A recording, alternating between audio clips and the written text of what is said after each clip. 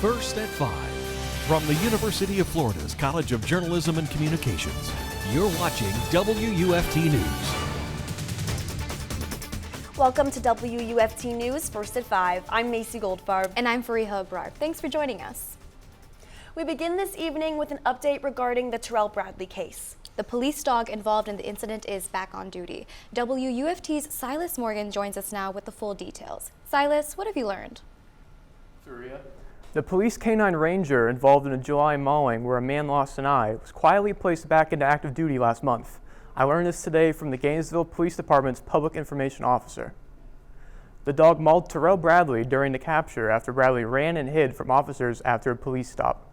The dog had been off duty during the investigation into the case.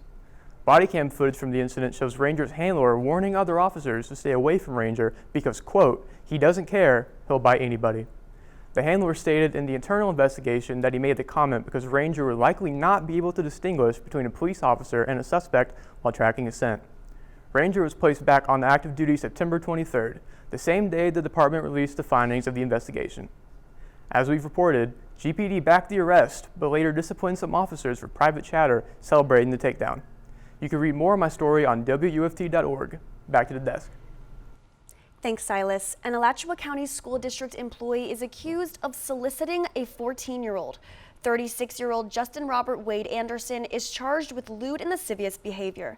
Deputies believe the encounter happened last month and that Anderson was under the influence of alcohol at the time. He's now on paid leave from work as an elementary school janitor.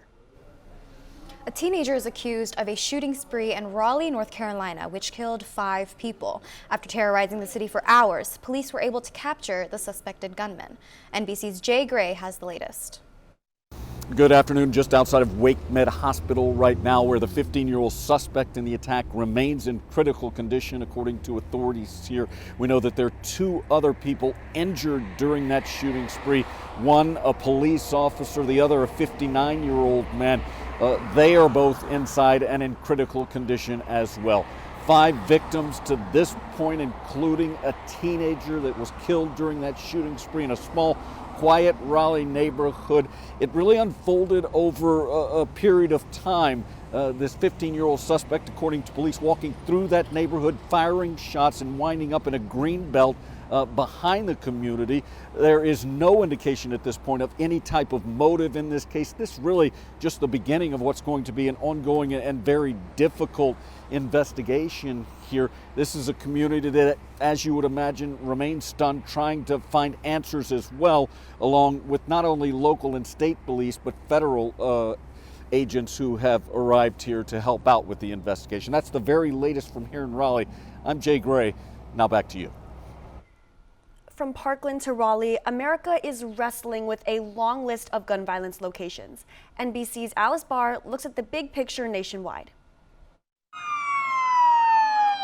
In a burst of gunfire overnight, a quiet neighborhood in Raleigh, North Carolina, becoming the nightmare of every community. There are several families in our community waking up this morning without their loved ones. At least 5 people were killed, 2 more injured when a 15-year-old gunman opened fire in the street and then a nearby greenway. The victims killed ranging in age from 16 to 52, one an off-duty police officer. The gunman taken into custody after a long standoff. We don't have answers as to why this tragedy occurred. The tragedy, part of an alarming American story playing out every day. Over the past 2 weeks, 5 people shot to death in a home in South Carolina. In Arkansas, 2 people killed, another injured by a man on a shooting spree. A child killed in a drive-by shooting in Oklahoma City. Those responding to the violence becoming victims themselves. Just this week, 2 officers killed in the line of duty in Connecticut, one in Mississippi. Our community is hurt. Another in Nevada. 2 more injured in Illinois and 3 in Pennsylvania. At some point, it becomes enough. And I think we've already passed that point where it's enough. And in the courtroom, a haunting mass shooting in Florida back in the spotlight after the gunman who killed 17 people at Parkland High School was sentenced to life in prison. Outrage and wrenching pain. I sent my daughter to school and she was shot 8 times. as one chapter closed, while families in North Carolina and across the country begin their own journeys for justice. In Washington, Alice Barr, NBC News. Absolutely heartbreaking. You know, after all this tragedy, hopefully we can look to brighter days ahead. Hopefully we can. WUFT's Julia Haley now joins us with the weather forecast. Julia? Well, we saw above average temperatures for this afternoon, but they are cooling down into the evening. Here in Gainesville, currently 84 degrees, 86 in Ocala, 87 in the Villages, 81 Palatka, and 83 in Stark, 83 also in High Springs.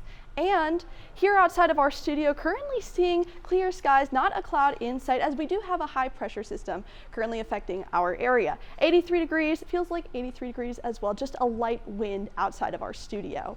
And for this evening, dropping from the mid 70s into the lower 60s overnight. When you wake up, you do have that chance for fog in the morning. Back to you.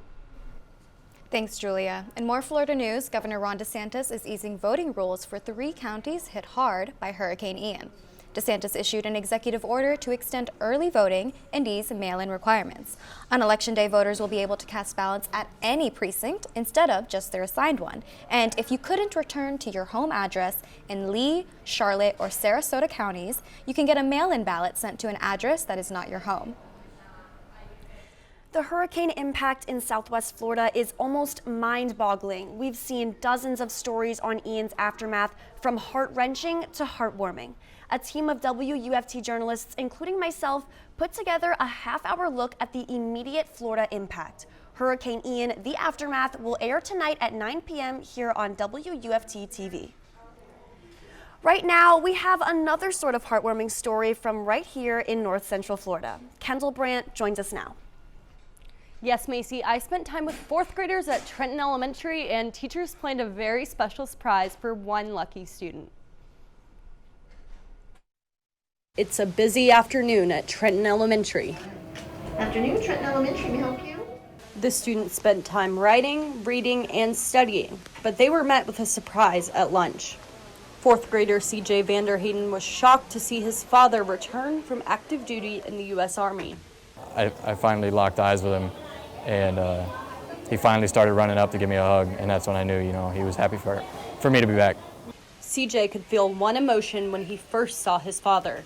Very happy. Eric Vanderhayden has been serving for a year in Kuwait and is returning early to his family in Trenton. The celebration was his first time seeing family since being back. It was full of laughs, hugs, and surprise. 4th grade teacher Elsie Taylor planned the celebration Tuesday after she discovered CJ's father was coming home. I thought it would be next month at some point, but he contacted me Tuesday and said, I want to surprise CJ. And so I just jumped on it and found out what we could do. Taylor has been working as a teacher for 26 years. She says she has never seen anything like the connection Eric and his son have. Eric, being the father that he is, he has been very involved, and he has actually been using media avenues to contact me all this time, even though he was half a world away. Now that Eric is home, CJ is looking forward to doing all of his favorite things with his best bud. I go to the beach, play mini golf, and sometimes go surfing. His father is just grateful the school was able to help him with the surprise. I'm very grateful for the community and the school here to throw this for me. It will be a homecoming that CJ and his dad will never forget. Eric and CJ will be moving to New York after his 49 days off from service, and Vanderhayden will continue serving his time up north with his son. And on to more news. WUFT's Kennedy Mason breaks down the pink tax on WUFT's The Breakdown. You can find the whole story on WUFT's Instagram. Make sure to check it out during the break. Yep, and coming up on WUFT News first at 5, which grocery store company will be purchasing another large grocery chain? Stay tuned.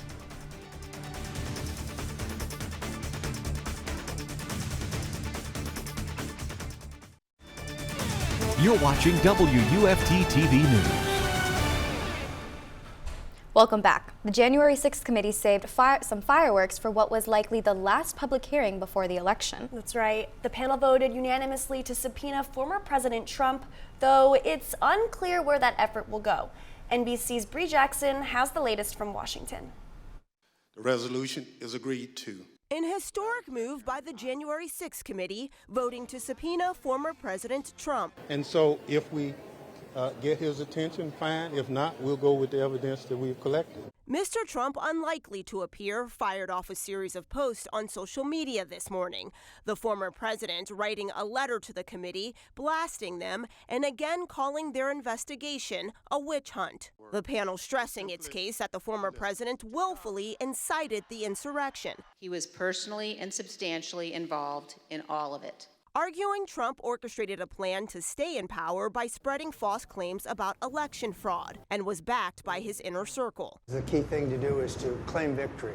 But that doesn't mean he's the winner. He's just going to say he's the winner. Claiming victory publicly. Frankly, we did win this election. While privately acknowledging defeat. And he was looking at the TV and he said, "Can you believe I lost to this effing guy?" The panel also revealing emails and other evidence showing the Secret Service had ample warning of threats of violence from far-right extremist groups. The source went on to say their plan is to literally kill people. Please take this tip seriously and investigate further.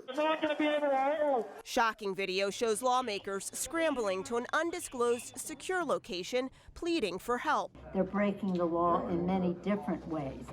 And quite frankly, much of it at the instigation of the President of the United States.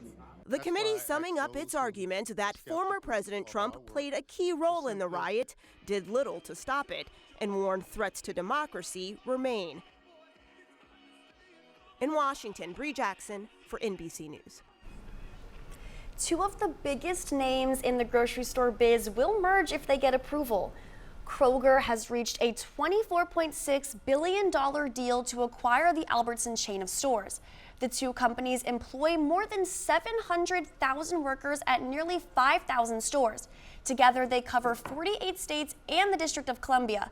Analysts say they're trying to scale up to compete with Walmart and others. An artist from Kentucky reaches another level of making custom high tops for celebrities. Billy Hobbs has an impressive client list for his custom sneakers, from Snoop Dogg to Paul McCartney. And recently, he decorated a pair of kicks for Pope Francis. Father John Sichko came up with the gift idea for a trip to the Vatican. He asked Hobbs to paint the Nike Blazers yellow and white to represent the papal flag. The Pope seemed delighted by the gift, but we don't know how often he gets to wear them.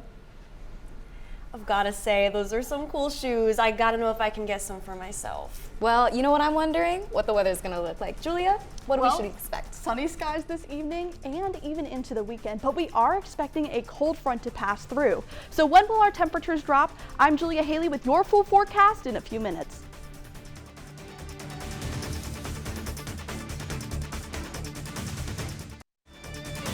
You're watching WUFT TV News.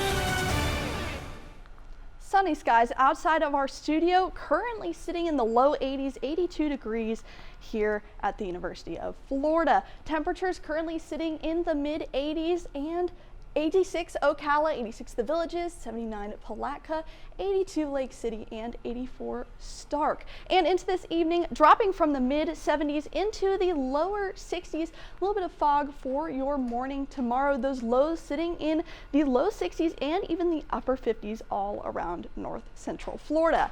Now for the LSU versus Florida game, expect sunny skies to stay just a little bit longer, cooling down with those lows in the low 60s for your evening. And we do have a cold front passing through, giving us some more fall-like temperatures throughout Monday and especially into Tuesday. So dropping into highs of the mid 70s. And our muggy meter reflecting that, as we do have some humidity, but we are dropping to more dry air throughout the week starting around Tuesday. So what does that mean for you here in Gainesville? Sunny skies on Saturday, highs in the mid 80s throughout the weekend, and a cold front is arriving on Tuesday, giving us more fall-like temperatures overall. So on to the 6-day outlook. Saturday game day, seeing the mid 80s last just a little bit longer. Sunday as well. Expect some fog for your Saturday, dropping overall to the 70s around Tuesday and throughout the rest of the week, experiencing those sunny skies, those highs staying in the mid 80s for now and dropping into the mid 70s. Back to you. And now it's time for sports action. Our Jennica Clerveaux joins us now, and we're talking Gator hoops. Yes, we are. And Gator fans, there will be change in the women's starting lineup. We'll tell you what happened that caused one of the star players to remain on the bench the entire season. Sports is next. Stay with us.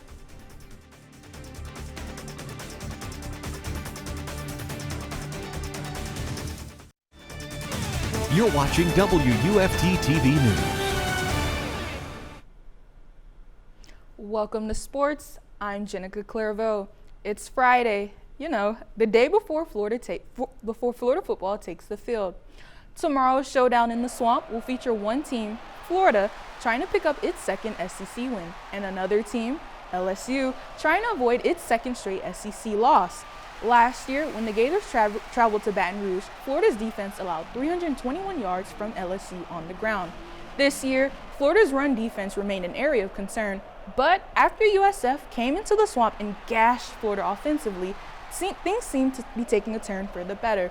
Since then, rushing yards allowed from each of Florida's opponents have steadily decreased. The Gators still aren't where they want to be in covering the run, as they still rank second to last in the SEC in rushing yards allowed. Sophomore defensive lineman Gervon Dexter Sr. discussed how Florida plans to prevent history from repeating itself tomorrow night. I think that was a big thing for us last year. We may have a couple guys out of their gap, or a couple guys we were doing the wrong assignment. So I think this year coming into it, we'll do our job a lot better than we did. Tomorrow night's game is at 7 p.m. on ESPN. Meanwhile, some bad news for Gator women's basketball. Fifth-year guard Zippy Broughton is out for the year with a season-ending injury.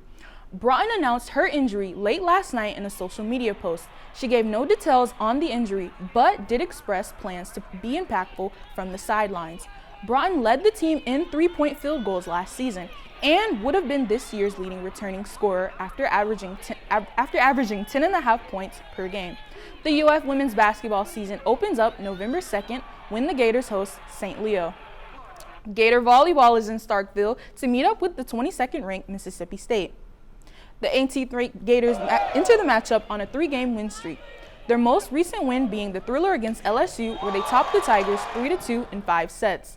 Their victory came courtesy of a 21-kill performance on the night from Merritt Beeson, tying her career best. They'll play tonight at 9 and tomorrow at 6. Thanks, Jennica. And we have to bring up spooky season before we go. A pumpkin named Maverick broke national records and has claimed the title of the Great Pumpkin. The pumpkin's roots are Minnesotan, and get this, it weighs 2,560 pounds. The heavyweight won the World Championship Pumpkin Weigh-Off. Maverick the Pumpkin set the record for the largest pumpkin in the history. Its pumpkin papa grower Travis Ganger won a $23,000 prize for his gourd. And before we go, one last check from the weather from the birthday girl, Julia Haley. Well, I'm another year older and we have another sunny Friday, and even into game day, seeing that sun last just a little bit longer, those temperatures in the mid 80s and going into the low 60s. For the rest of your week, seeing those warm temperatures last just a little bit longer before a cold front takes over, bringing those highs into the mid 70s with sunny skies overall. Back to you. And happy birthday again. BBC World News is up next, and the PBS NewsHour is coming up at 7. But as you know, your Florida news is always on at WUFT.org. Have a good night.